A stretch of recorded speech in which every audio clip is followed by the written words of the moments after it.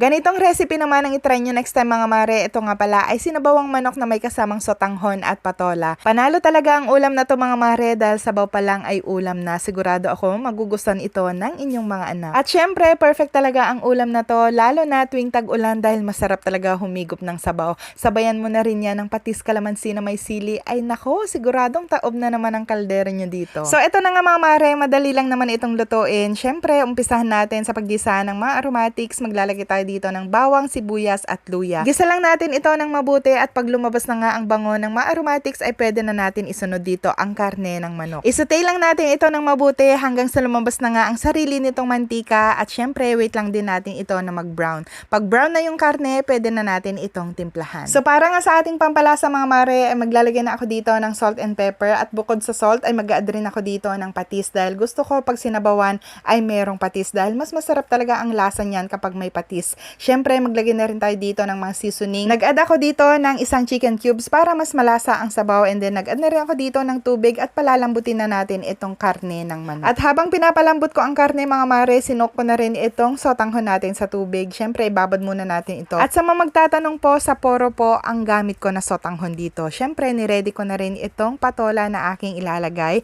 Binalatan ko lang ito tapos hiniwa ko yan ng pabilog and then hinati ko rin ito sa dalawa. And after ilang minutes nga na pagpapalambot dito sa karne ng manok mga mare ay okay na nga ito at nagsilutangan pala dito yung sarili nitong oil kaya naman kailangan natin itong tanggalin para naman mas masarap humigop ng sabaw. So after nyan ay ilalagay ko na rin dito itong ating sotanghon and then isusunod na rin natin dito ang patola. Huwag natin masyadong i-overcook mga mare para mas masarap itong kainin kasi kapag na-overcook na yung patola medyo labsak na ito kaya naman mas masarap pa rin kapag hindi masyadong lutong-luto. So anyway, ito na nga ang ating sinabawang manok na may kasamang sotanghon at patola. Try nyo din to mga mare kung naubusan na kayo ng ulam ideas, ito na ang subukan nyo. At kung natakam ka rin sa recipe natin for today, please don't forget to like and share. Anyway, kung nanonood ka pa rin hanggang ngayon, pa-comment naman kung hanggang saan nakarating ang ating sinabawang manok na may kasamang sotanghon at patola. Again, maraming salamat ulit sa panonood at kung may mga suggestion kayo